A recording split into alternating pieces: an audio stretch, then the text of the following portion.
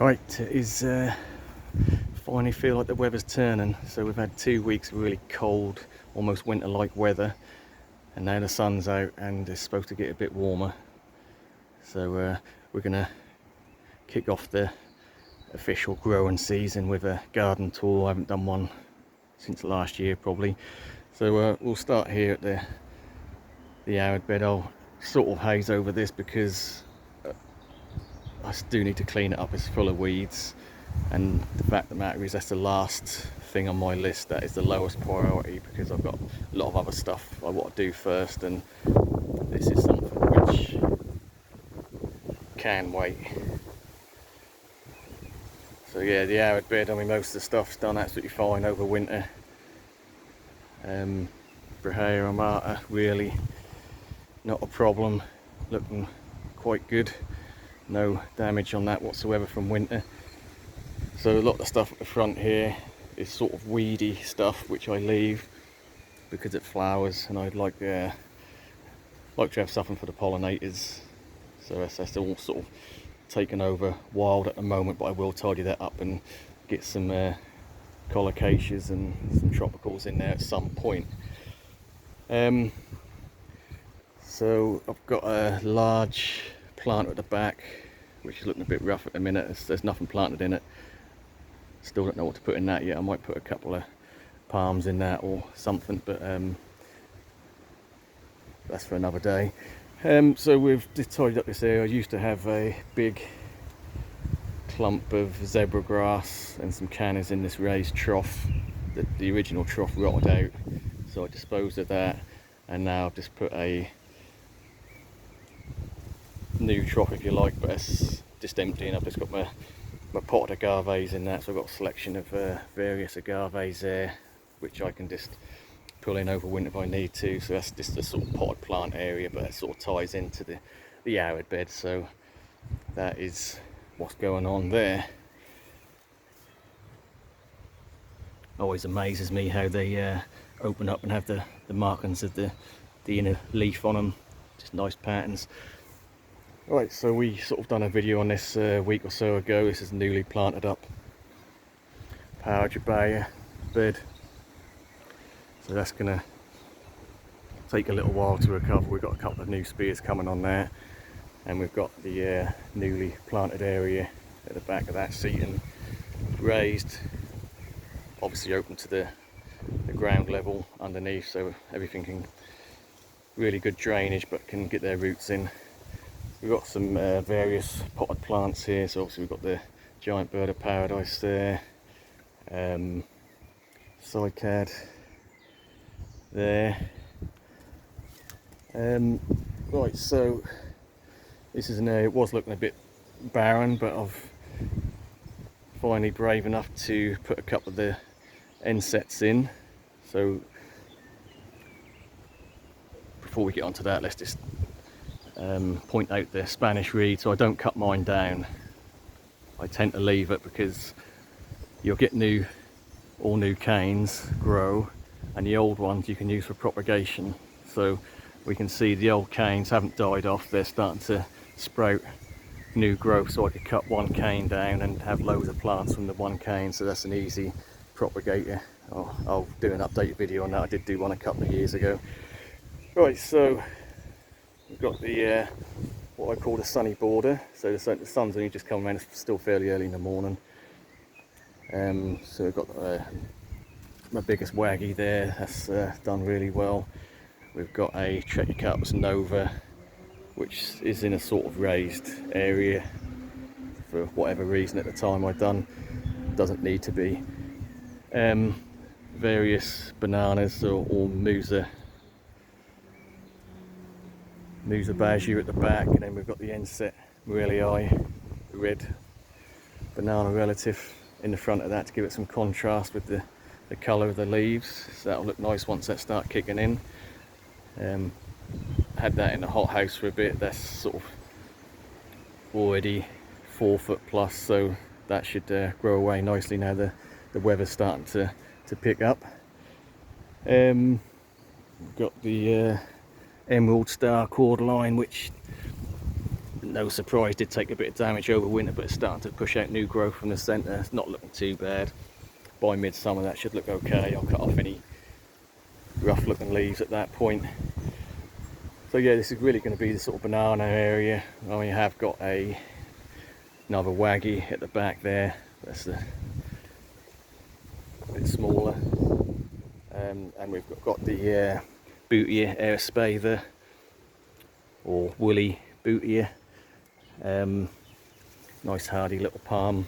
Never had a problem with that. Had that since literally a 2 strap leaf seedling that's been in the ground. Never really had any major damage on that, just a little bit of spot on the leaves now and then. Anyway, so we've got the other end set. This is the end set Haneba, which I brought a couple of years ago. It's a very small plant. It didn't really do anything last year, but not surprising because the weather was so rubbish. But again, we've got this to a point of 4 foot plus in the hothouse already, so it's going to have a good head start. I will mulch the area, and yeah, so that's going to be fine. We've also got the Musa Siconensis Bengal Tiger and a little Siconensis there, so this is really going to be the banana corn with big lush leaves, and hopefully that'll look good in a few months when everything kicks in.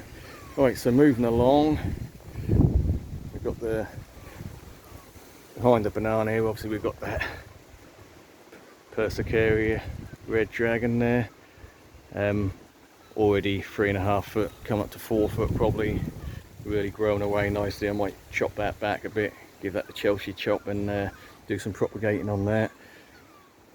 The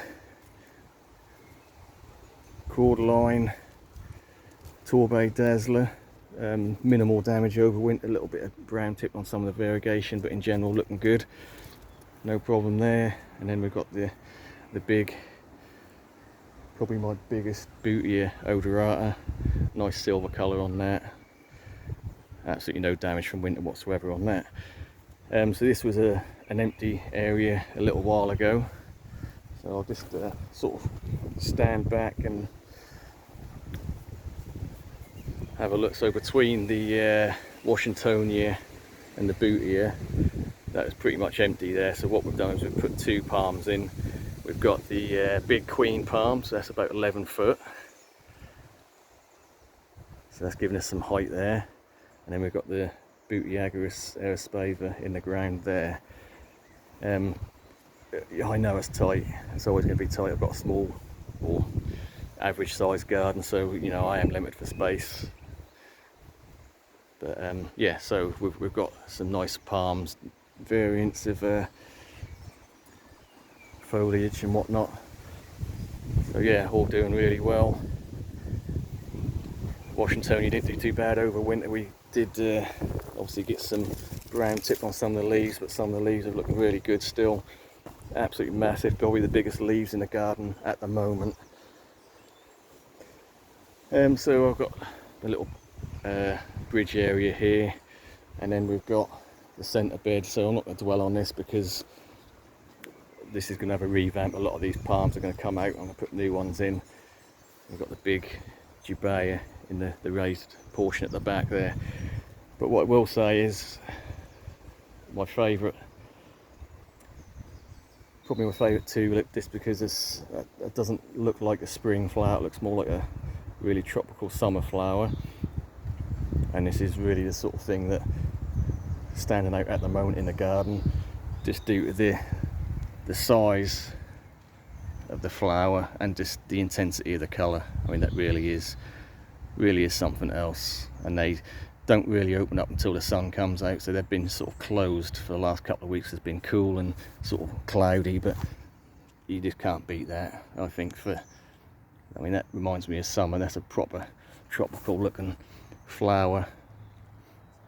So for a spring flower, that really is intense. I do like that, and they do tend to come back really well every year, unlike a lot of tulips that will sort of dwindle, if you like. Right, so round to this bit. So the gunner is starting to kick off. We're probably looking at about 5 foot now, so we're just under the, it is actually about a 6.5 foot fence there, so we're not far off hitting that level. It was slow to get going, but I know once it kicks in it does really go well. Little wildlife pond, everything's starting to fill out around here. We did have some new plantings covered in the Easter plantings video. Tree fern has been absolutely perfect because we did have a danger of frost, but we didn't actually get one here. But luckily the crows have sort of held back and starting to push out now. So we've got various stages where some are still tight down in there and some are starting to unfurl. So that's always nice to see this time of year.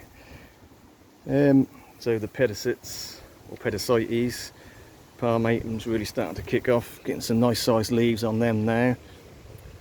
One of my favourite sort of spreading plants for a boggy shaded area. Really lime green, it really stands out in the shade. And we've got the Chinese rhubarb starting to come up there as well, along with I can't go through every plant. Obviously we've got a nice little acer here, sort of feather leaf type, nice big bloom on the Xanthodecia there, perfect white. So tend to flower first then kick out the foliage after, so we'll see how that goes. This little area here was looking really good about a week ago, before we had all the rubbish weather and the hail. So we had a couple of little rhododendrons here which were in full bloom, but the hail just smashed the flowers to bits. So unfortunately we didn't get much of a show on that, but you can sort of get a glimpse of how nice they were. But yeah, the flowers are sort of gone over now and we're starting to get the new growth instead. What does look quite nice this time of year is that the fatsias, when they're pushing out the new growth, especially the spider's web, that sort of comes out pure white before the leaves harden off and sort of colour up. So I do quite like that. Yeah, all the fatsias this is the variegated one pushing out the new growth, so we can see from the height, I mean, you're looking at a couple of foot of growth just in that one spring flush, so that's good. So we've got the couple of fruit trees here. Apple tree is still in blossom. The other Bootia odorata again flew through winter no problem, almost still growing. Open up a new spear here, and then we've got a really promising looking one here as well, really doing quite well. So we have got some of the hostas coming up. So we've got a T-Rex here which is obviously been smashed by slugs. No, sorry, this is the blue mammoth this side and the T-Rex that side, and yeah, slugs as usual. Right, so we've got another, this is a standard fatsia here, just starting to come into the shade now, and yes, this look really nice with the new growth sort of facing downwards until they harden off. And yeah, just a nice little thing for the springtime. What we got here, the mower's toes, pseudopanics. Again, no damage over winter, looking really good. Just on the brink of flushing out, that's been cool, so I'm not surprised that's sort of been slow to get going. So this was the or still is the Nico palm. So we did get real bad freeze burn on this, so I've cut most of the leaves back to just the point where they're still green, but we have got the new spear starting to open up there. So still pushing growth, so hopefully that might chuck out a couple of leaves this year and look a bit better, and we'll just do a better job of protecting that next year. Right, another fact is the camouflage. You can see the camouflage leaves there, but again, just the nice new growth on that. Again, a little bit of insect damage, but what can you do? Livingstone chinensis did take damage over winter again. I mean, some of the leaves are looking pretty good, but we have got some browning on some, so I will just trim back the brown back to the green. But we've got plenty of new spears coming on that, so with a bit of a tidy up, that'll look fine and push out some new growth. So we've got a Tetrapanax here. This is a T-Rex, and this is one that I had in the hothouse over winter. That's why it's probably a little bit ahead of maybe one that might be left in the ground, but that is in the ground now. This was an area where I had a little tree fern which sort of defoliated, and that just was taking up space where I'd rather have something with a bit of height on it, so that's what's going on there. I did have a Camrops humilis here, but because I've got so many in the garden, I took that out and I've put a little Trachycarpus Kindler Hill, which is probably a natural hybrid between Princeps and Nova. So hopefully fast growing and some nice blue underside to leaves, but we'll see on that. Solomon seal, always quite a nice thing. I like them. Some people think they're a bit cottagey, but I think they're sort of quite exotic looking. I like them. The Fatsia polycarpa is doing okay. That tends to get a bit of insect damage, that one, for whatever reason, but yeah, a new flush again. We've got the potted bamboo, golden bamboo, which is not looking too good, but hopefully water properly should come back. That is in a pot, just sunken into the ground. Right, the superstar cordyline, absolutely fine. Again, a bit of winter damage, which I've just chopped the ends of the leaves off, but in general, looking really good colour. Plenty of new growth coming from the centre there. We have got a decent sized Trachycarpus now. This is approaching 6 foot. As far as I know, it's just a Fortunae, but it's really sort of quite a nice blue to the back of the leaves, so that's always good. We've got the peony starting to come up. So again, this is not a plant I've bought. This was already in the garden where I moved in 17 years ago or so, and I think it's earned a place here, and I do think it's quite an exotic looking foliage, and when the flowers come out, you know what they look like, really quite exotic as well. Another waggy there.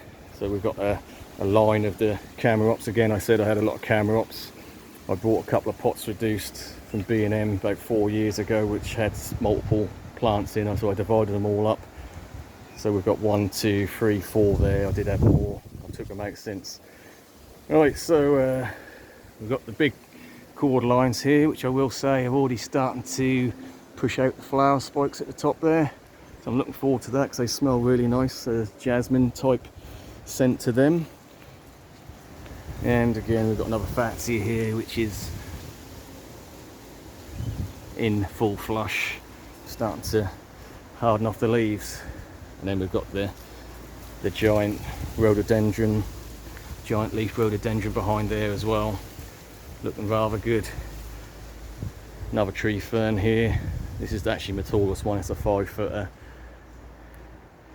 Another Pseudopanax here. This is starting to flush out.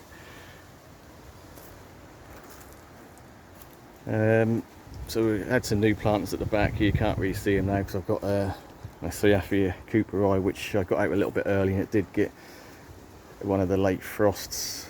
Well, not quite frost, but didn't like the cold. So some of the old leaves, which were green all winter, did brown off, but we got loads of new fronds pushing out there as well. Just a couple of potted palms here. Got a big Acer here, which I really like because what it does is obviously drops its leaves in winter, lets all the light into the summer house, so that's a good, I use that as a greenhouse over winter, and overwinter a lot of plants. So in the winter it gets a lot of sun, but in the summer obviously that will shade it so it don't get too hot in there. But yeah, really nice lime zingy leaves on that. So this is a new raised planter. Again, it is open at the bottom, so these plants can get their roots in to the ground and still grow. But so we've got again getting in my own light here.